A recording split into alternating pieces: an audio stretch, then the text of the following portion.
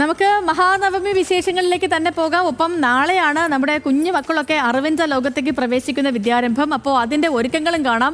നമ്മുടെ പ്രതിനിധികൾ ഈ കാഴ്ചകളും വിശേഷങ്ങളും ഒക്കെ ഇതേ ഇപ്പോൾ തത്സമയം പ്രേക്ഷകരിലേക്ക് എത്തിക്കാൻ എനിക്കൊപ്പം ചേരുന്നുണ്ട്. കൊല്ലൂർ മൂകാംബിക ക്ഷേത്രത്തിൽ നിന്ന് സരീഷ്, തുഞ്ചൻ പറമ്പിൽ നിന്ന് ശാന്തകുമാർ വള്ളാലത്ത്, തിരുവനന്തപുരത്ത് നിന്ന് ദേവനുണ്ട്, കൊച്ചിയിൽ നിന്ന് സഹിനാചരിയും, ഡൽഹിയിൽ നിന്നും ശരത്ലാലും ഒക്കെ ഈ മഹാനവമി ദിവസത്തെ കാഴ്ചകളൊക്കെയും പ്രേക്ഷകരിലേക്ക് തത്സമയം എത്തിക്കാൻ എനിക്കൊപ്പം ഉണ്ട്.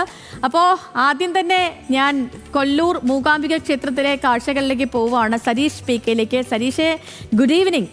ഇപ്പോൾ നമ്മൾ നേരത്തെയൊക്കെയും അവിടുത്തെ രഥോത്സവം, കാരണം രഥോത്സവം മഹാനവമി ദിവസത്തെ രഥോത്സവം ചരിത്ര പ്രസിദ്ധമാണ്. പിന്നെ കൊല്ലൂർ മൂകാംബികയെ കുറിച്ച് പറയുകയാണെങ്കിൽ എനിക്ക് തോന്നുന്നില്ല മറ്റ് ഒരു ക്ഷേത്രത്തിലും ഇല്ലാത്ത കണക്ക് എല്ലാ ദിവസവും കുഞ്ഞുമക്കൾ വാഗ്ദേവതയുടെ അനുഗ്രഹം തേടാൻ വേണ്ടി ആദ്യാക്ഷരം കുറിക്കാൻ വേണ്ടി എത്തുന്ന ഒരു സ്ഥലം കൂടിയാണ് കൊല്ലൂർ മൂകാംബിക.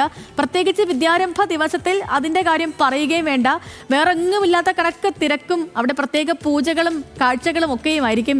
എന്താണ് കൊല്ലൂർ മൂകാംബികയിൽ നിന്ന് ഇപ്പോൾ നമ്മുടെ പ്രേക്ഷകരിലേക്ക് എത്തിക്കാൻ പറ്റുന്ന കാഴ്ചകൾ?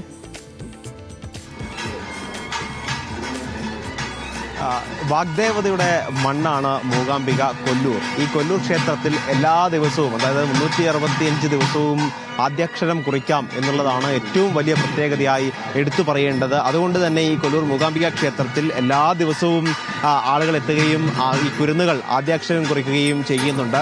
പക്ഷേ ഒരുപക്ഷെ ഏറ്റവും പ്രധാനമായ, അതായത് നക്ഷത്രവുമായി ബന്ധപ്പെട്ടൊക്കെ കണക്ക് കൂട്ടുമ്പോഴാണ് വിദ്യാരംഭത്തിന് ഏറ്റവും നല്ല നാൾ ഈ മഹാനവമി കഴിഞ്ഞ ദിവസങ്ങളിലാണ് എന്ന് കണക്ക് കൂട്ടുകയും അതിൻ്റെ ഭാഗമായി കൂടുതലായി ആളുകൾ എത്തി ആദ്യാക്ഷരം കുറിക്കുകയും ചെയ്യുന്നത്. പക്ഷേ ഈ നാളുകളിൽ ഒരുപക്ഷെ കേരളത്തിൽ നിന്നുള്ള ആളുകളാണ് കൂടുതലായി ഇവിടേക്ക് എത്തുന്നത് എന്നതിൽ സംശയമില്ല.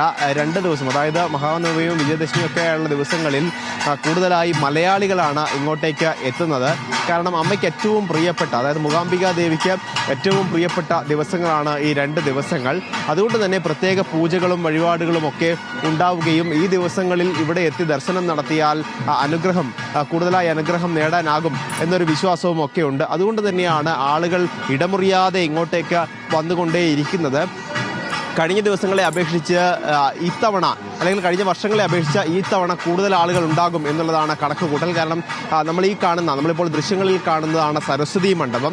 ഈ സരസ്വതി മണ്ഡപത്തിലാണ് കുരുന്നുകൾ ആദ്യാക്ഷരം കുറിക്കുന്നത്. ഇവിടെയാണ് നാളെ രാവിലെ 4 മണി മുതൽ, പുലർച്ചെ 4 മണി മുതൽ ഇവിടെ വിദ്യാരംഭം കുറിക്കുന്നതിനുള്ള സൗകര്യങ്ങൾ ഏർപ്പെടുത്തും എന്നാണ് അറിയിച്ചിരിക്കുന്നത്. കഴിഞ്ഞ വർഷം ഒരുപക്ഷെ 2 ദിവസങ്ങളിലെ, അതായത് മൂകാംബികയിലായിരുന്നു ആദ്യ ദിവസം വിദ്യാരംഭ ചടങ്ങുകൾ നടന്നത്. കേരളത്തിൽ ഒരു ദിവസം മാറിയാണ്. അതായത് ഇന്നാണ് മൂകാംബികയിൽ വിദ്യാരംഭമെങ്കിൽ നാളെ ആയിരുന്നു കേരളത്തിൽ വിദ്യാരംഭ ചടങ്ങുകൾ. അത് നക്ഷത്രവുമായി ബന്ധപ്പെട്ടൊക്കെ അത്തരത്തിൽ മാറി വരാറുണ്ട്. അത്തരത്തിലൊരു കാര്യമായിരുന്നു കഴിഞ്ഞ തവണ ഉണ്ടായിരുന്നത്. പക്ഷേ ഇത്തവണ അതിൽ മാറ്റമില്ല. മഹാനവമിയും വിജയദശമിയും ഒക്കെ യഥാർത്ഥമയം പരസ്പരം ഉണ്ടാകുന്നു എന്നുള്ളതാണ്. നമ്മൾ ദൃശ്യങ്ങളിൽ കാണുന്നത് പോലെ ഇപ്പോൾ വൈകിട്ടാണ് ഈ സമയവും, അതായത് രാവിലെ മുതൽ തുടങ്ങിയ ക്യൂ ആണ്. അതിപ്പോഴും നീണ്ടുകൊണ്ടേയിരിക്കുന്നു എന്നുള്ളതാണ്. രാവിലെ 3 മണിക്ക് നട തുറക്കുകയും 4 മണി മുതൽ ആളുകൾക്ക് ഭക്തർക്ക് പ്രവേശനം അനുവദിക്കുകയും ചെയ്തിരുന്നുവെങ്കിലും ഒരു സമയത്ത് പോലും ഹലോ മലയാളം തൊട്ട് ഞാനും സരീഷ് സംസാരിക്കുന്നുണ്ട്. ഇവിടുത്തെ കൊല്ലൂർ മൂകാംബിക ക്ഷേത്രത്തിലെ കാഴ്ചകളൊക്കെ നമ്മുടെ പ്രേക്ഷകരിലേക്ക് എത്തിക്കുന്നുണ്ട്. ഇപ്പൊ രാവിലെ സംസാരിക്കുമ്പോൾ അവിടെ ഉച്ചയ്ക്ക് 1 മണിക്ക് സംസാരിക്കുമ്പോൾ ഇപ്പോൾ നമ്മൾ ഹൈഫൈവിൽ സംസാരിക്കുമ്പോഴും ഒക്കെ ആ ഭക്തരുടെ നീണ്ട നിരയാണ്. അപ്പോൾ ഈ ദിവസം ക്ഷേത്രത്തിൽ നടയടക്കില്ലാന്ന് തോന്നുന്നു അല്ലേ? രാത്രി 11 മണിക്ക് മാത്രമാണ് ഇനി നടയടയ്ക്കുക. സാധാരണഗതിയിൽ 9 മണിയോടെ നടയടയ്ക്കേണ്ടതാണ്. പക്ഷേ പ്രത്യേക പൂജകളും വഴിപാടുകളും ഉള്ളതുകൊണ്ട് തന്നെ ഇത്തവണ കൂടുതൽ സമയം ഈ 2 ദിവസങ്ങളിൽ നേരത്തെ നട തുറക്കുകയും പിന്നീട് അല്പം വൈകി മാത്രം നടയടയ്ക്കുകയും ചെയ്യുന്ന രീതിയാണ് ഇവിടെയൊക്കെ ഉള്ളത്. ഇത്തരത്തിൽ ആളുകളൊക്കെ ഒരുപക്ഷെ അതുകൊണ്ട് തന്നെ കൂടുതൽ സമയം എത്താറുണ്ട്. ചേച്ചി എവിടുന്ന? ബോംബെ. എല്ലാ വർഷവും വരാറുണ്ടോ? ഇല്ല, ആദ്യമായിട്ട് വന്ന. ഈ നവരാത്രി ദിവസം തന്നെ തിരഞ്ഞെടുത്തത് അങ്ങനെ ഒരു പ്രാർത്ഥന ഉണ്ട്? കുഞ്ഞിനെ എഴുത്തിനിരുത്താൻ. ഇവിടെ ഇപ്പൊ എത്ര വയസ്സായി? 2.5 വയസ്സ്. ഇല്ല, നേർച്ച ഒന്നും ഉണ്ടായിരുന്നില്ല. ഇങ്ങനെ പെട്ടെന്ന് ഒരു ആഗ്രഹം തീരുമാനിച്ച് അങ്ങനെ വന്നു മാത്രം.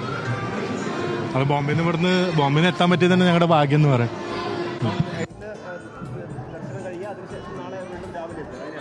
നാളെ രാവിലെ ഞങ്ങളൊരു 4 മണിക്ക് ഇവിടുന്ന് പുറത്ത് ബാക്കിയുള്ള കാര്യങ്ങളൊക്കെ ചെയ്ത് 2 ദിവസം തന്നെ തിരിക്കും.